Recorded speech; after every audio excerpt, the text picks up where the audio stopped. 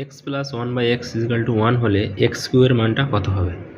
তো x plus one by x equal to one, প্রত্যেকটা টার্মকে যদি আমি এক্স দিয়ে গুণ করি তাহলে হয়ে যাবে এক্স স্কোয়ার, এটাকে এক্স দিয়ে গুণ করলে এক্স এটাকে ওয়ান ইজিক্যাল টু কত হয়ে যাবে না এক্স, ওয়ানকে এক্স দিয়ে গুণ করলাম, এটাকে একটু সাজিয়ে লিখলে x square minus x plus one, তাহলে এদিকে জিরো হয়ে যাবে।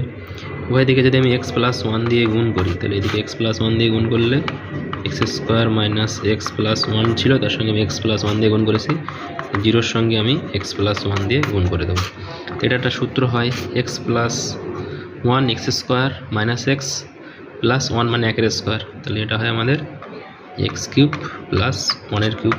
এদিকে কত হবে না জিরো ইন্টু সামথিং মানে জিরো, তাহলে সেখান থেকে আমরা বলতে পারবো যে x cube is equal to plus ওয়ানের কিউব, এদিকে মাইনাস ওয়ানের কিউব, আর ওয়ানের কিউব মানে কত ওয়ান হয়, তাহলে এক্স কিউবের মানটা কত হয়ে যাবে না মাইনাস ওয়ান। ঠিক আছে।